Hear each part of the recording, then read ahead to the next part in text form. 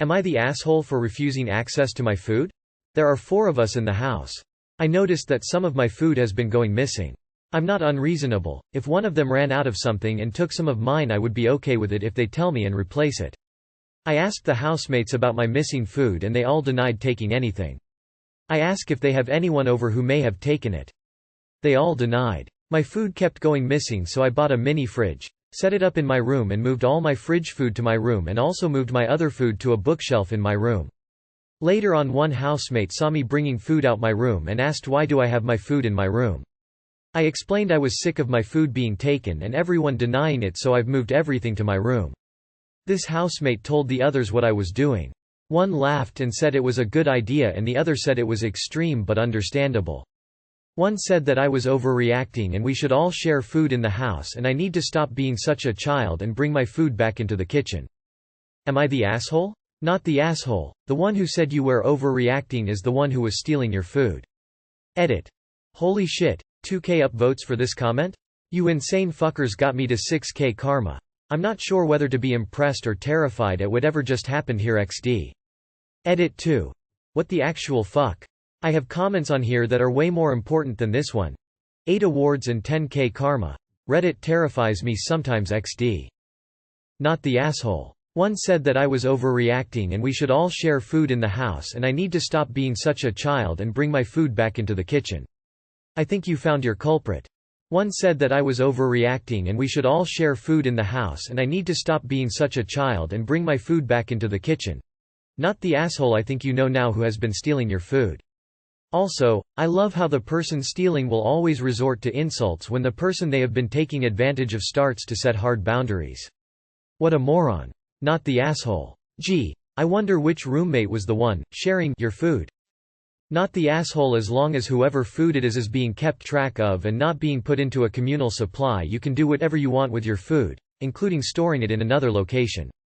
Since only one person cared and was complaining that sharing should be acceptable, you now have a decent guess at who is responsible. Question: if nobody is taking your food, why would they care if you had a mini fridge in your room?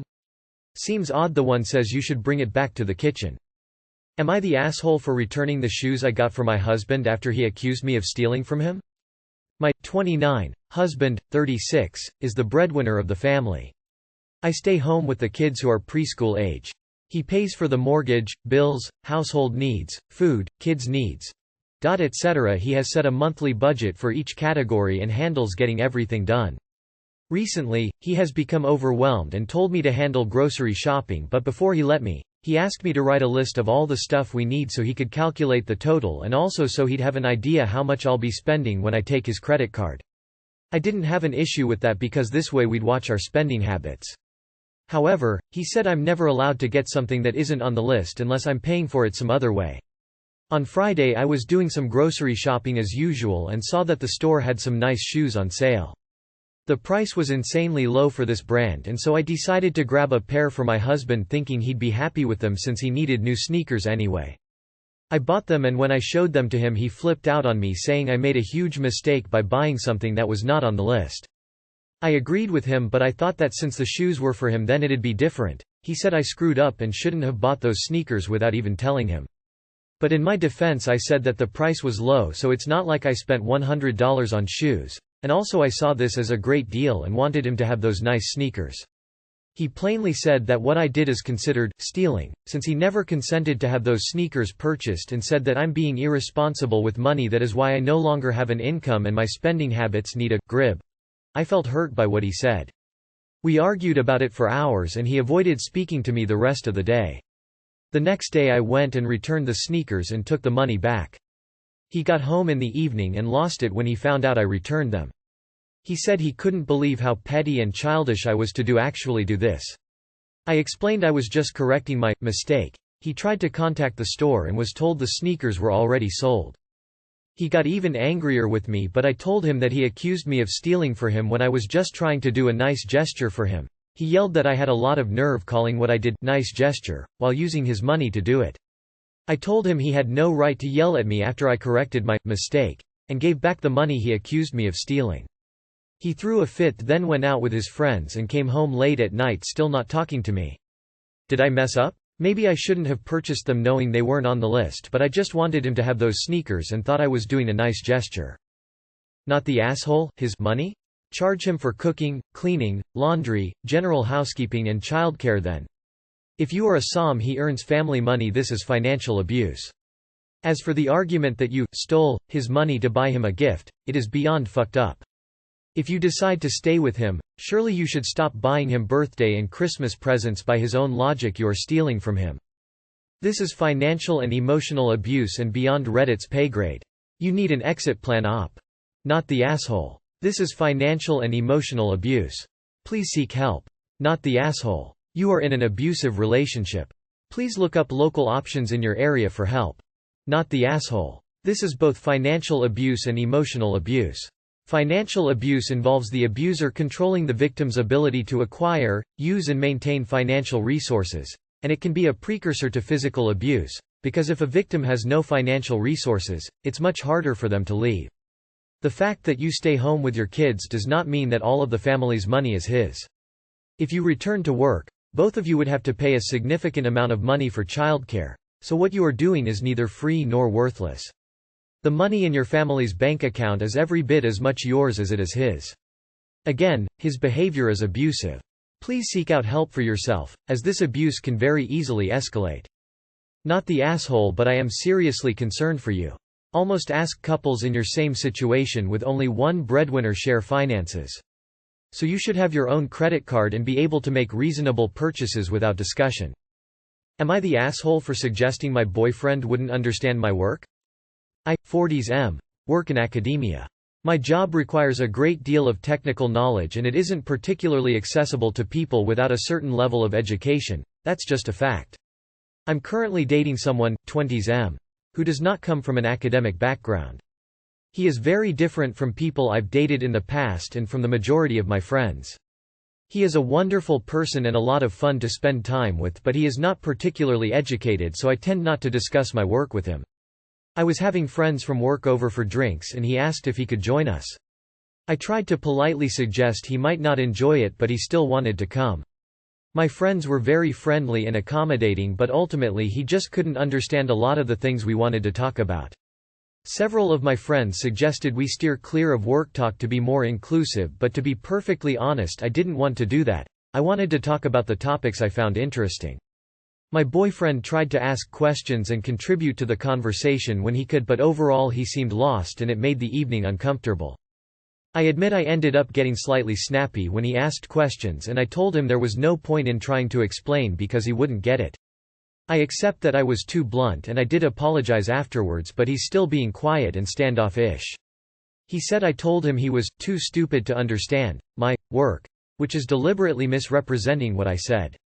My friends who were there are divided. Several agree with me, but several think I was unnecessarily rude.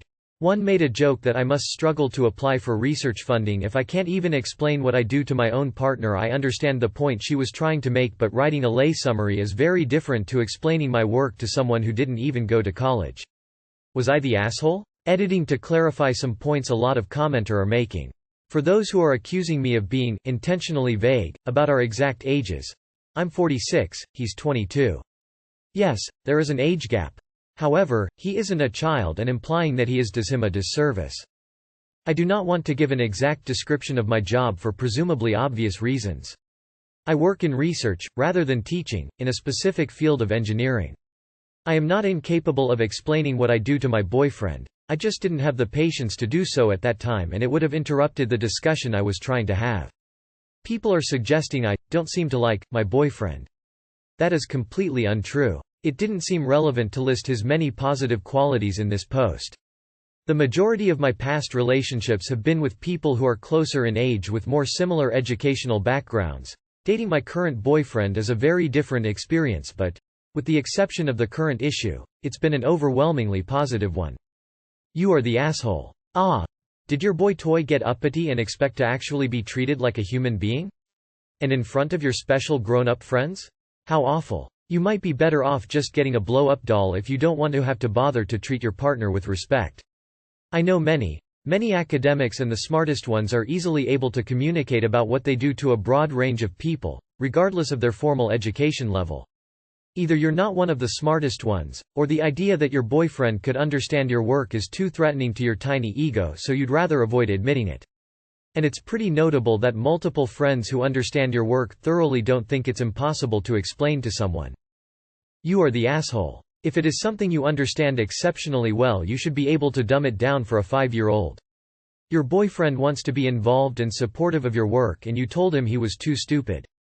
Also, it can help hearing those stupid questions because it allows you to look at the topic at a different angle or challenge yourself to be able to properly explain it. I honestly feel the need to add that you sound like someone who wants a trophy, not a partner. Someone young and cute that you can keep on a shelf at home and interact with every once in a while. You are the asshole for being a condescending jackass and for pursuing a relationship with a guy literally young enough to be your son. By the way, if you can't explain your work to a layperson, you don't understand what you do as well as you think. You are the asshole. Several of my friends suggested we steer clear of work talk to be more inclusive. Your friends are not Oz. They know how to behave at a gathering.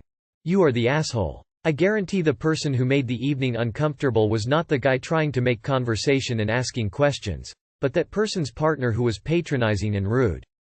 Someone who didn't even go to college. Man, oh man, with loving and respectful statements like that, I just don't understand what your boyfriend could possibly be upset about. You are the asshole, and kinda a big one. Am I the asshole for favoring one of our nieces? All the names are fake for privacy. English is not my first language. I, F37, am from a very large family. I have 10 siblings, including half and step-siblings, and I hated having such a large family, so I decided to stay child-free, and so did my brothers Owen, M38, and Elias, M42. The three of us decided to live together. We work hard and manage to make a considerable amount of money. Our other siblings have always asked us to babysit their kids or help them with the expenses. They believe since we don't have kids we have a lot of free time and money and we should use them for our nibblings. We told them we won't do that. We don't like kids and aren't close to our nibblings. However, a few months ago one of Owen's exes called him and told him he has a child. A 10-year-old girl, L. Long story short, Owen was with this woman 11 years ago. He found out she is married, broke up with her. Apparently she got pregnant and thought it's her husband's child until now that they found out at ISNT. She was trying to save her marriage and one of the steps to do so was to get rid of the child. She asked Owen if he was interested in taking her and he didn't want her to end up in foster care, so he said yes. Owen suggested to move out since he knew we don't like kids, but we told him he could stay and decided to help him since he had no idea how to raise a kid. He brought her home and to our surprise we started to love her very quickly. She is very sweet and smart and even though we still don't like kids we all adore her. She has had a hard life, abusive parents, so we decided that it's okay if we spoil her a little bit. We got her all expensive clothes and toys and jewelry and everything else. Last week we decided that it's time to introduce her to the rest of our family. She wasn't ready before that and refused to meet anyone. So we invited them over. From the moment they walked in everyone was obviously very pissed. Our siblings were commenting on how Elle is wearing brand clothes while their kids have to wear hand-me-downs, or that we never spend time with their kids but spend so much time with Elle and other stuff. They called us all Oz for favoring her and said we should treat them all equally, but we don't love them the way we love Elle, so am I the asshole? Not the asshole. But stop with the material gifts. What this child needs is stable adults she can rely on to give her some sense of normalcy and safety. The best thing you can do for her is reliably being present in her life. Not the asshole from how you describe it. It sounds like Owen, Elias, and you live in one household and are effectively co-parenting Elle.